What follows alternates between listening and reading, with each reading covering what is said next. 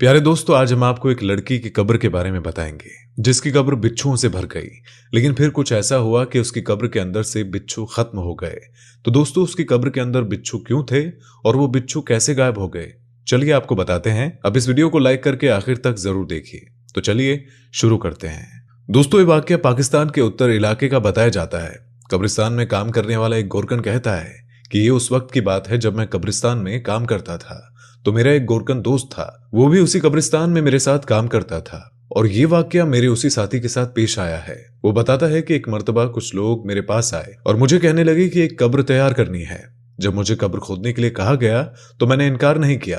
अब मैं कब्र खोदने के लिए जमीन को तलाश कर रहा था तो कब्र खुदवाने वाले कहने लगे, ये जो पेड़ है इसके नीचे ही तुम जमीन को खोदना शुरू कर दो, ये जगह बेहतर रहेगी। मुझे वो लोग बहुत परेशान लग रहे थे। खैर, मैंने उन लोगों को नजरअंदाज किया और जमीन खोदना शुरू कर दी। लेकिन अजीब बात यह थी कि पहले तो वो जगह बहुत हमवार थी और यही लग रहा था कि आसानी से खुद जाएगी। लेकिन जैसे ही कब्र खोदने के लिए कुदाल जमीन पर मारी तो वहां एक बड़ी सी चट्टान निकल आई। बहुत बड़ा सा पत्थर था। ऐसा लग रहा था कि जमीन सख्त हो गई है और यहां पर अब कब्र नहीं हो सकती। मैंने उन लोगों की तरफ देखा और कहा, देखिए यहां पर कब्र खोदना मुमकिन नहीं है, यहां बहुत बड़ा सा पत्थर है, आप लोग क्या कहते हैं? तो वो कहने लगे कि अच्छा ठीक है, तुम दूसरी जगह देख लो। जब हम दूसरी जगह गए तो वहां कब्र खोदना शुरू की तो अजीब बात थी कि वहां भी एक बड़ा सा पत्थर रुकावट बन गया। दोस्तों, अगर आपको वीडियो पसंद आ रही है तो इस वीडियो को लाइक करते रहे। कब्र खोदने वाला कहता है कि फिर मैं हैरानगी से उनको देखने लगा और कहने लगा, अजीब मामला है साहब, आपके सामने मैंने जमीन को देखा और जमीन तो बहुत नरम थी, लेकिन ये तो बड़ी अजीबोगरीब बात हो रही है कि पत्थर पर पत्थर निकल रहे हैं, जबकि मैं तो आज बहुत सी कब्रें खोद चुका हूं। खैर, जो लोग कब्र खुदवाने वाले थे उन्होंने कहा, अब क्या कर सकते हैं, ये तीसरी जगह देख लो। जाहिर सी बात है कि मैयत को तो दफनाना ही है। अब तीसरी जगह जाकर कब्र को तैयार किया गया तो वहां कब्र तो खुदना शुरू हो गई, लेकिन जैसे ही उसमें गड्ढा बना तो उसमें से इंतहा गलीज और नाकाबिले बर्दाश्त बदबू आने लगी। बयान करने वाले भाई बताते हैं कि यह सूरत हाल देखकर मेरा जो साथी कब्र खोद रहा था वो डर गया और उसने इनकार कर दिया। उसके इनकार करने पर लोग परेशान हुए और कहने लगे, अगर तुम कब्र नहीं खोदोगे तो कौन खोदेगा? इसके बाद वो मेरे पास आया और कहने लगा, भाई जरा जाकर कब्र तैयार कर दो। बयान करने वाले भाई कहते हैं, मैंने पूछा, अरे किसकी कब्र है? तो उसने बताया कि वो लोग कह रहे हैं किसी औरत की कब्र है। मैंने तीसरी दफा कब्र खोदी है लेकिन वो कब्र तैयार ही नहीं हो रही है। 3 बार कब्र खोदने पर भी ऐसा लग रहा है कि जमीन उस औरत को कबूल नहीं करना चाहती। अभी वो मुझे ये सब बता ही रहा था कि इतने में वहां उस औरत के रिश्तेदार आ गए। उन्होंने कहा कि देखो, हमारी मजबूरी है, हमें कब्र तैयार करानी है। काफी देर हो गई है लेकिन इस आदमी ने अभी तक कब्र नहीं खोदी, बल्कि बार बार कह रहा है कि यहां चट्टान आ गया है, यहां पत्थर आ गया है, क्या तुम ये काम कर सकते हो? बयान करने वाले भाई कहते हैं कि जब उन लोगों ने मुझसे राब्ता किया और मुझसे कहा कि कब्र खोद दो क्योंकि रात हो गई है, इसके बाद हमने लाइटों का इंतजाम किया और मैंने कब्र खोदना शुरू कर दी। लेकिन अजीब बात यह थी कि मेरे साथी की तरह मैं जितनी बार कुदाल जमीन पर मारता तो मेरे जिस्म में सनसनी सी महसूस होती।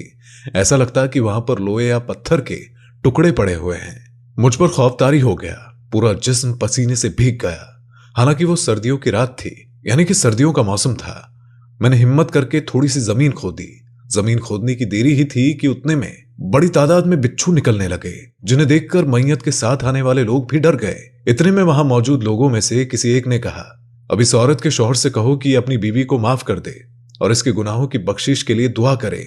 मैंने कहा कि आखिर ये औरत कौन थी और इसका शौहर यहां पर मौजूद क्यों नहीं है?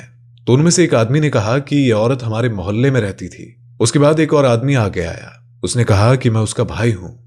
दरअसल इसका शौहर अपाहिज है और यहां नहीं आ सकता, चल फिर नहीं सकता। तो मैंने कहा कि फिर ये क्यों कहा जा रहा है कि इसके शौहर को यहां पर बुलाया जाए? तो लोग कहने लगे कि तुम तो देख ही रहे हो कि दोपहर से रात हो गई है और इस औरत की कब्र बन नहीं रही है। आखिर कोई ना कोई तो ऐसी बात होगी। जो भाई ये वाकया बयान करते हैं वो कहते हैं कि मैंने उनसे कहा कि आप लोग ऐसा करें कि उसके शौहर को बुला ले, वही असलियत बताएगा। इसके बाद कुछ लोग शौहर को लेने चले गए। जब वो चले गए तो मैं उनमें से एक आदमी से बात करने लगा। मैंने उनसे कहा कि आखिर ये औरत अपने शौहर के साथ क्या करती थी? तो वो कहने लगा कि दरअसल ये औरत अपने शौहर से बदजुबानी करती थी, रोजाना झगड़ती थी, उसको ताने देती थी। लेकिन इसका शौहर बड़ा ही साबिर और शाकिर था, मगर वो गरीब था। ये औरत रोज उससे झगड़ा करती और कहती कि तुम ज्यादा कमाते नहीं हो, मुझे बहुत सारे पैसे चाहिए। इसका शौहर गरीब मजदूर था, एक बार काम करते करते उसके साथ हादसा हुआ और उसके दोनों पैर कट गए और वो अपाहिज हो गया। शौहर इंतहाई नेक और सब्र करने वाला था। बीवी की बदतमीजी पर कहता कि तू मेरा हाल नहीं देखती, तू मेरी खिदमत करने की बजाय मुझे कोसती है, ताने देती है। तू क्या नहीं जानती कि मैंने तेरा हमेशा भला चाहा है? लेकिन ये औरत हमेशा ये कहती कि तू तो बहुत ही बेकार इंसान है, मैं तुझे छोड़ दूंगी। अल्लाह पाक ने इस औरत को इसकी बदजुबानी की वजह से इसे ऐसी बीमारी दी कि ये बिस्तर से लग गई। अब एक तरफ अपाहिज शौहर था और दूसरी तरफ ये बिस्तर पर बड़ी हुई औरत थी। काफी वक्त तक इसका शौहर इसकी खिदमत करता रहा, लेकिन ये जबान से बक बक करती रही, उसका दिल तोड़ती रहती। शौहर अपाहिज होने के बावजूद इसका ख्याल रखता, इसे खाना खिलाता। इसके शौहर ने इसकी बहुत खिदमत की, लेकिन बीमारी के चलते इसका इंतकाल हो गया। बयान करने वाले भाई कहते हैं कि अभी मैं ये सब कुछ बातें सुन ही रहा था कि इतने में वो लोग उसके शौहर को लेकर आ गए। वो बुरी तरह से रो रहा था। मैंने कहा, भाई साहब, आप देख रहे हैं ना कि आपकी बीवी किस हालत में इस दुनिया से गई है। आप अल्लाह के नेक बंदे हैं, आपने कभी इससे बदतमीजी नहीं की, इस पर हाथ नहीं उठाया, बल्कि इसकी खिदमत की है, इसकी जुबान दराजी को बर्दाश्त किया है। अल्लाह पाक आप पर अपनी रहमतें हमेशा बरसाए रखे। मैं आपसे इल्तिजा करता हूं कि अगर आप अपनी बीवी की खैरियत चाहते हैं और ये चाहते हैं कि इसको कब्र में दफना दिया जाए, कब्र से कबूल कर ले, तो आप इसको माफ कर दे। शौहर ने कहा कि मैं इसे माफ करता हूं और अल्लाह पाक भी इसे माफ करे। फिर उस औरत के शौहर ने कब्र के करीब वहीं बैठकर दुआ की और फिर कुरान पाक की तिलावत शुरू कर दी।